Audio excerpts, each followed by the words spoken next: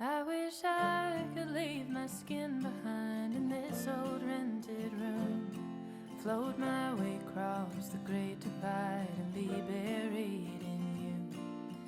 I've been looking far and wide for what I gotta prove,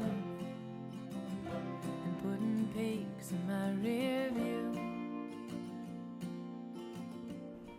Hey homemakers, today I want to have a little chat about the mindsets a homemaker ought to have that will transform your homemaking to be more joy-filled. I'm also going to take you throughout my day, and I'll pause and kind of let you know what I'm doing throughout the video as I go through this little homemaking mindset chat with you. I have fallen into this little routine of doing preschool with my almost 4-year-old. Well, he's 3.5. And I do this before the 1-year-old wakes up. And so it's just he and I, and we get to have this special time slowly waking up on the couch. And yeah, I just read him a chapter out of a chapter book. He loves when I read aloud to him, even out of chapter books, which I was so surprised at such a young age. But right now we're in Charlotte's Web, and he's been loving that. He always asks to read Charlie's Web. And so that's so cute. And then we do our little book of catechisms. And we're not Catholic, but I think that it's still so good to catechize our children and just fill their little minds with truth. And so we'll do that, and then some flashcards where he's just learning about shapes and letter recognition right now. And then we will read out of the Abeka. They're like the flashcard stories where it's Bible stories, and then they have these really beautiful pictures for them to look at. And so yeah, it's just a sweet time with the two of us, but he loves it and I love it. And it only takes about, I don't even know, maybe like 30 minutes. But I'm very casual about it because he's 3.5. So formal education does not need to start, but I just want us to get into a little bit of a routine. Doing some preschool type things just because I think that's good. But most of our homeschooling time is just all day long, being outside, him helping me with chores and helping me cook and things like that. But this is just a sweet time with the two of us. So as with any role, it's important to keep your mindsets in alignment with your true intentions and values. However, sometimes when you're in the trenches, it's so easy to let the enemy slip in with his lies. So I want to provide some encouragement that I believe will greatly benefit the way that you run your home. The first mindset is to remember that the work you're doing is for the Lord. Of course, we love our family, but sometimes when we're diligently serving humans who are, of course, sinful, it can be hard to remember that we're also serving our perfect Savior, who is not sinful and who gave us the ultimate sacrifice. This helps you to get out of the mindset of keeping rank with your husband, if maybe this is a trap that you fall into. I think we've all done it, thinking to ourselves, well, sure, my husband works all day, but my day started at 3 a.m. when the baby woke. Then I wasn't able to go back to sleep, so I woke up for the day. And then my toddler heard me and woke up and needed me to take him potty. Then I had to start breakfast for the day, and on it goes. But if you operate from the mindset of doing everything you are doing for the Lord, you know that you could never live up to what He's done for you, making it much easier to sacrificially serve your family. Colossians 3:23-24 says, "Whatever you do, work heartily as for the Lord and not for men, knowing that from the Lord you will receive the inheritance as your reward. You are serving the Lord Christ." So a practical tip that I like to do when I feel discouraged because maybe I'm not getting the recognition I feel I deserve or something else is to think about what the Lord would say to me in a certain scenario. I will literally sit down, I'll close my eyes, and I will imagine myself talking to Jesus and Jesus coming to me and giving me encouragement.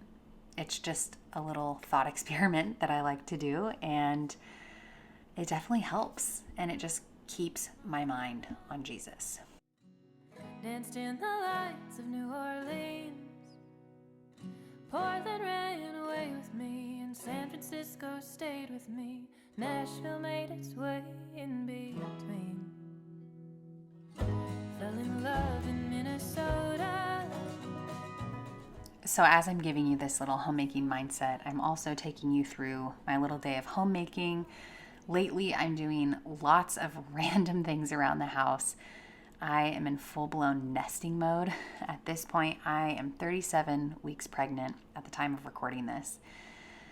By the time this video comes out, I will have for sure had the baby already. But yeah, just, hanging up new curtains and changing out rugs and just beautifying my home in a way with, hydrangeas that have just come up and other random things, sterilizing pump parts and cleaning out the pantry and, all these things, just trying to make the house feel good, look good, so that when I have the baby, I just feel comfortable and like we're in a good environment.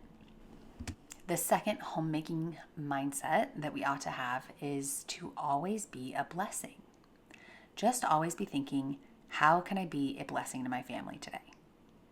So where my first mindset puts into perspective who you are actually serving, this mindset gives you encouragement on how to serve those that the Lord put in front of you to serve. One way I like to do this is to be a blessing.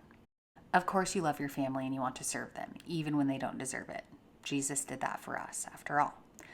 So always be thinking, how can you be a blessing to them and your home? Remember, too, that needing recognition for something is a form of pride. Matthew 6:1-2 says, "Beware of practicing your righteousness before other people in order to be seen by them, for then you will have no reward from your Father who is in heaven." Proverbs 11:25 says, "Whoever brings blessing will be enriched, and one who waters will himself be watered." The Lord will take care of you as you're caring for your family. So how can you steward your time well so that you can be a blessing to those you serve? Something I like to do from time to time is to go through each family member and think of how I can be a blessing to them. I think of what they need most today, and then I try and do that. For example, how would you like to come home from a long day out of the house if you were your husband? What type of environment would you like to come home to? Maybe music playing? Would he like freshly baked cookies in the cookie jar? A cold beverage? Think of little blessings like this that would just make it so exciting to live in your home. All because of you, the homemaker. I also keep this mindset of being a blessing in mind when I see that someone in my family is struggling. So how can I be a blessing specifically to them?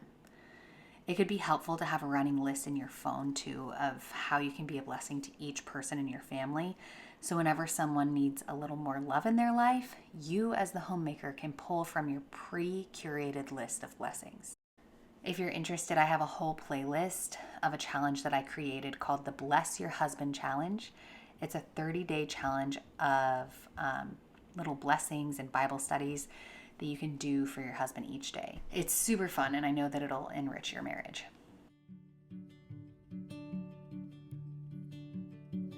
You do not have to be good. Even the best of us have been misunderstood. So get up onto your feet. The next homemaking mindset is to think of homemaking as a career that you've worked so hard to get to your entire life. Not just a job, but your career. Something you've worked your whole life to obtain. Because after all, this is your God-given role, and I know you want to do it well.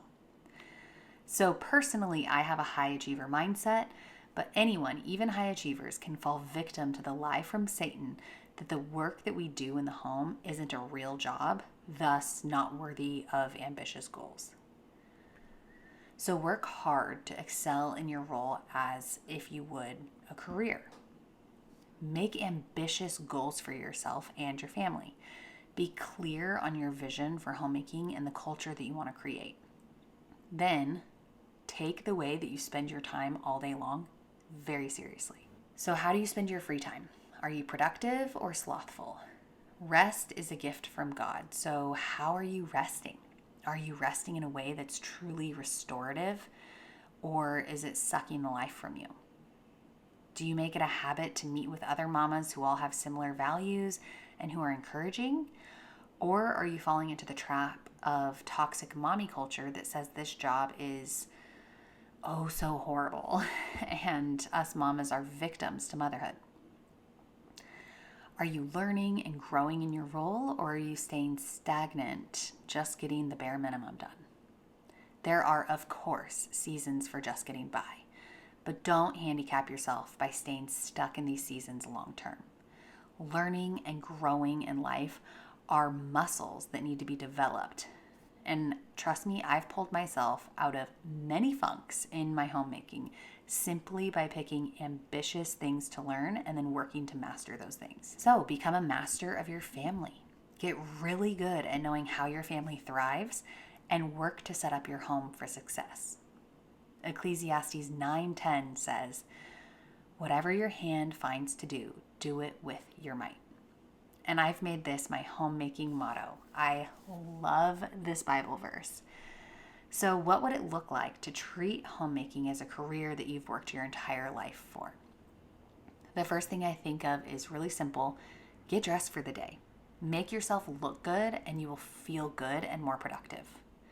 My son says to me sometimes, "Mama, I like when you get dressed for the day." So even he's 3.5, he notices that I'm a better mommy when I'm done up and looking good. Something else I like to do to ensure that I'm always growing in my role is to always be learning something new, whether it's gardening, cooking something new, or any number of things. I also surround myself with like-minded mamas who offer encouragement in my role. I spend my free time doing things that are soul-giving, Bible time, helping other homemakers, reading, exercise, and things like that will actually nourish my soul and give me true rest.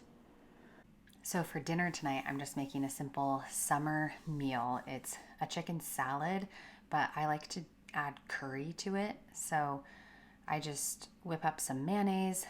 I think I've explained how I make homemade mayonnaise on my channel plenty of times, but just use mayonnaise, put some curry powder in there, and then I do chicken, parsley, and then I'll do some walnuts and raisins. It's a great summer easy meal. The last homemaking mindset is to always remember that you are making memories. The way you spend your days, talk to your family, and run your home are building the memories that will help to shape the perception your children have on their childhood. Wow, that's a big deal if you think about it. This isn't meant to scare or overwhelm you as a homemaker, but it's meant to help you look at the big picture. When you're in a situation with, let's say, your children, think about 20 years down the line when they're recounting this scenario. Let's say they can remember it. How will they remember you handling it? Do they remember you training and disciplining them in a godly way? Or did you give way to your fleshly desires? How do they remember chore time, for example? Were chores something that the whole family did together and had a good time doing? Or will they remember them being a stressful time when they could never do anything up to standard? Whenever I get in the mindset of feeling like a drill sergeant and barking orders at my family because there's just so much to do, I try and stop and think about how they, or how even I, will remember this 20 years down the line. Will I be proud of the way that I handled this? Will they be resentful? So I just try and keep this big picture in mind and train my brain to think about this when I'm in a moment of stress. All right, you guys. Well, that's what I have for you today. Thank you so much for watching. I hope that this brought you great encouragement to run your home with godly mindsets. you.